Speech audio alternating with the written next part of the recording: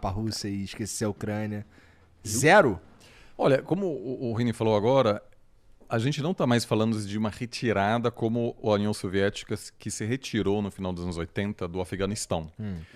Aquilo foi uma guerra interessante porque a União Soviética também nunca declarou uma guerra. No fundo, entrou no Afeganistão para sustentar um governo comunista da época que não tinha apoio no interior. E aos poucos, obviamente, o que os americanos fizeram? Enviaram um monte de armas para a resistência contra a ocupação russa. E aquilo virou uma ferida aberta terrível. Então, o custo, né, ampliou-se com cada ano. Essa ferida, inclusive, levou à criação do Bin Laden, né, por exemplo. Exato. Ou seja isso, claro, isso é um efeito colateral side effect, importante, assim. Mas vários governos russos cientes do custo político da derrota inevitável postergaram e deixaram para o sucessor. Nos Estados Unidos, igual. Os documentos que foram revelados, alguns imediatamente, outros anos depois, mostram que os governos tinham total noção de que não havia como ganhar a guerra no Vietnã. Porque a população era contra a presença americana. O governo que estava sendo apoiado pelas Forças Armadas americanas não era popular. Então aquilo não tinha como ganhar aquilo, mas muitos presidentes cientes daquilo deixaram para o sucessor. Por isso, muito criticado, mas no fundo correto, me parece, foi a decisão do Joe Biden de sair do Afeganistão. Afetou a aprovação pública dele, porque aquilo foi vergonhoso, a forma como a retirada Meio ocorreu. do nada, né? Mas ele disse, olha... A forma acho que é o problema, né? A forma é o problema. Mas Obama, por sair, exemplo, o Obama herdou essa guerra e não quis ser o cara que encerrou esse conflito. Então, eu acho que eu acho que com mudanças de governo é até mais fácil, porque se a Rússia fosse um país democrático, o sucessor do Putin poderia dizer, olha, essa guerra não é minha, isso aqui não vai funcionar mais. Verdade, vamos sair. Só que essa é a guerra do Vladimir Putin. Então, ele dizer, cara, eu errei, é complicado agora porque é um sistema tão concentrado, com todo o poder está nas mãos dele, que é difícil agora dizer, então, na verdade é culpa do ministro da Defesa, é culpa dos generais. Ele está trocando os generais toda hora e a coisa não melhora. Isso, inclusive, é o maior risco agora do Xi Jinping, que essa semana, né, no 20º Congresso Nacional do Partido Comunista, concentra todo o poder nas mãos dele. Se qualquer coisa dá errada na China, é culpa dele. Ele vai para a terceira eleição, então, terceiro mandato.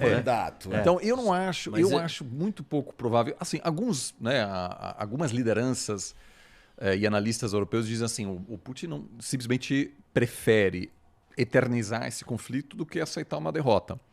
Vamos ver. Agora, a Rússia, é claro que muitos desses reservistas são minorias, são pessoas muito pobres. E aí esse ataque que você mencionou aconteceu numa região predominantemente muçulmana.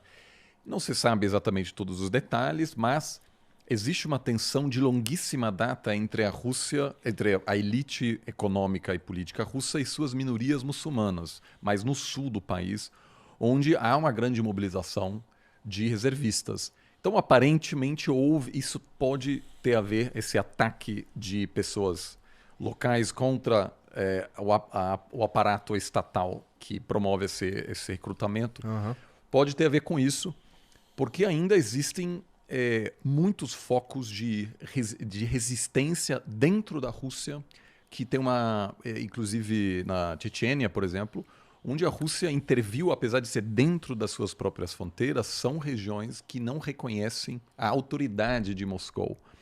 E são justamente essas regiões onde muitos reservistas serão encontrados que, a princípio, não estão motivados para atacar os ucranianos. Então, essa questão, apesar da tecnologia, apesar de todas as movimentações como a tecnologia muda a guerra, a motivação pessoal dos soldados ainda é crucial. Entendi. E os ucranianos estão cada vez mais convictos de que o que a Rússia quer é tirar a Ucrânia do mapa.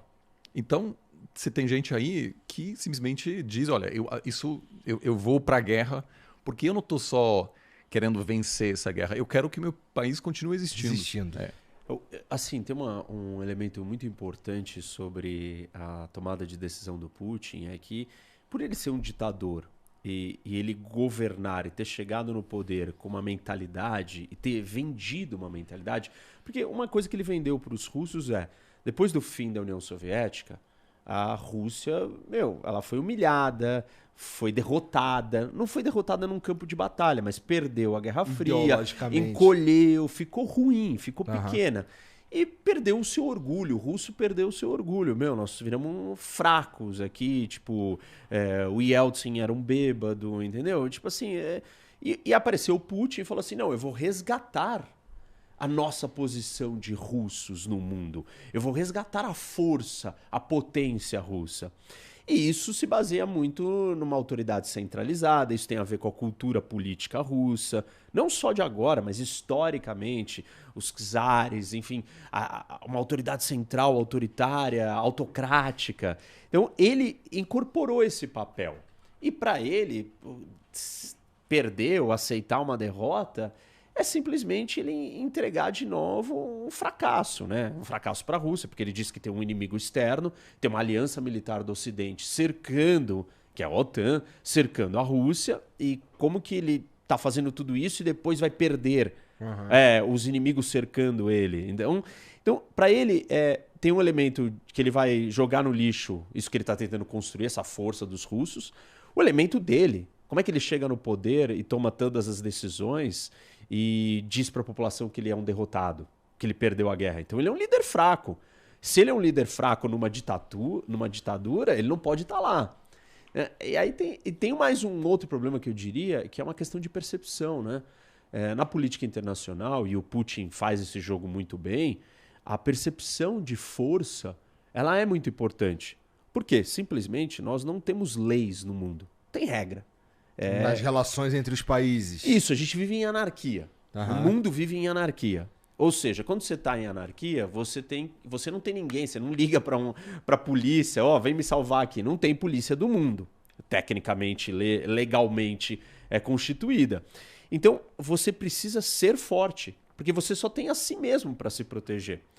E o Putin, ele navega muito bem com essa lógica de percepção de força, de demonstração de força. Inclusive, quando a gente teve outras conversas aqui sobre ia ter guerra ou não, eu disse, antes de começar a guerra, eu falei, vai ter guerra. Porque era muito óbvio para mim que o Putin, quando ele mobiliza 200 mil soldados na fronteira de um outro país, ele não vai blefar. Porque ele sabe que se aquilo for visto como um blefe, as ameaças dele futuras não vão funcionar.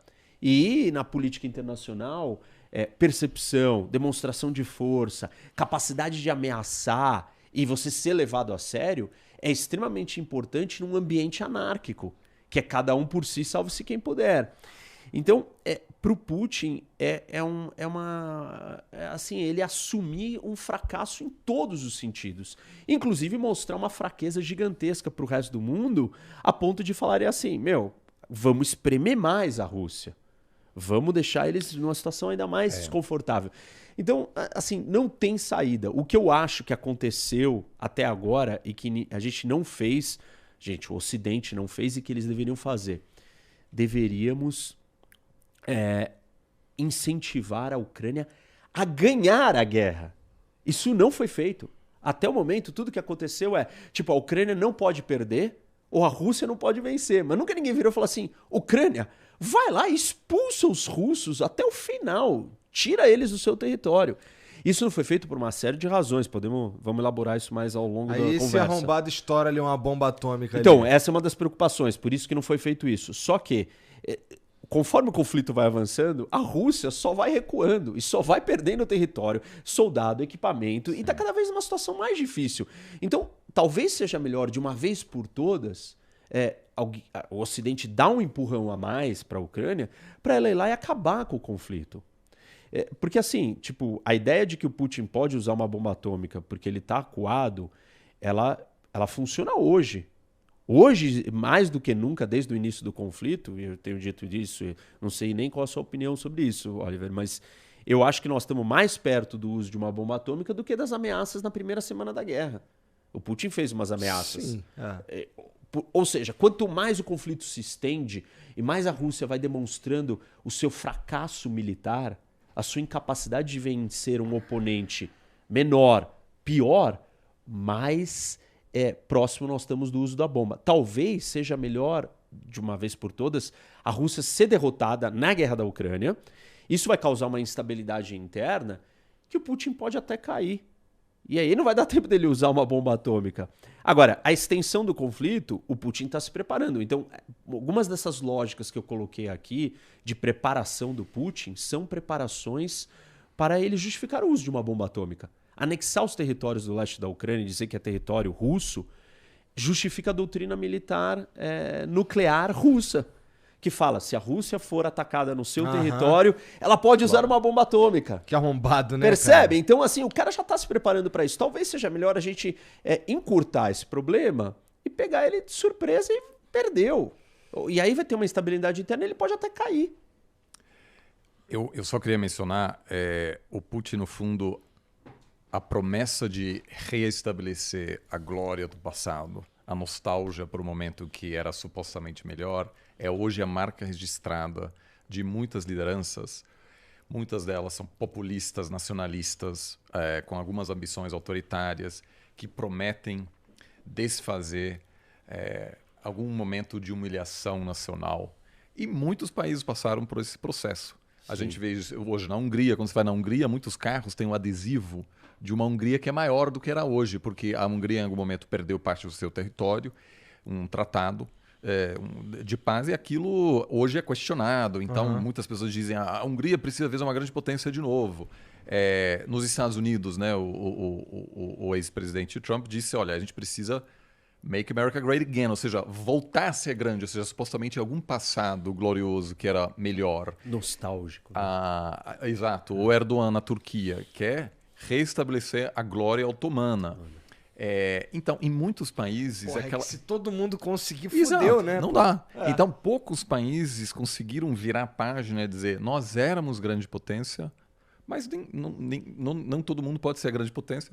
A Alemanha, por exemplo... É isso que eu ia dizer. Acho que a Alemanha é um bom exemplo disso. Né, teve ambições globais, regionais. Queria conquistar a Eurásia. Atacou todos, porque a Alemanha queria se situar como principal potência da Eurásia. E não há dúvida que se a Alemanha tivesse vencido a Rússia, a Inglaterra e a França, o próximo alvo era os Estados Unidos. Ou seja, completamente assim, um plano de dominação global, como muitas outras potências já tiveram. A Alemanha perdeu a guerra e conformou-se com uma nova realidade, que é que a Alemanha não tem mais ambições de ser uma grande potência. A Alemanha hoje é uma potência econômica, mas não possui voz como uma grande potência geopolítica. Né? A França e a Inglaterra são países com mais peso militar hoje e, a princípio, até hoje, pelo menos, não existe mais essa vontade de voltar para um... Então, assim, o Putin é muito bom nisso, porque é difícil para uma sociedade passar por um processo de colapso e dizer, está tudo bem, vamos seguir em frente, vamos desistir dos nossos grandes sonhos assim, de ser mundialmente admirado pela nossa capacidade militar, etc. O Putin ele é majoritariamente admirado pelos russos mais velhos, não é? Olha, eu não sei, assim, eu diria, dos meus amigos russos da minha idade, eu não acho que... Eu não diria que eles, assim, são contra o Putin. Eu acho que não. Eu acho que não, assim. Mas só para dizer, assim, esse espírito de querer voltar a um passado glorioso, você tem muito na China, onde a China não se considera uma potência emergente, é uma potência reemergente que quer encerrar um período de humilhação, que inclusive a década das guerras do ópio até a fundação da China de hoje, na China é considerado como o século da humilhação. E a China quer voltar ao que era antes, que é a maior potência do mundo. O Japão, né? Poucas pessoas falam disso, mas rola quando você acompanha o debate público japonês, tem umas coisas que não houve uma aceitação de que o grande plano de expansão imperialista japonês fracassou e já era, vamos virar a página. Ou seja, ainda existe isso em muitos países e a gente só consegue manter a paz se essas sociedades todas conseguem, de alguma maneira ou outra, se conter, porque se todo mundo atua, né, e diz, olha, vamos querer aumentar nosso espaço de influência, aí você está tendo esse tipo de cenário agora que você tem na Rússia. Então, sabe uma coisa que você...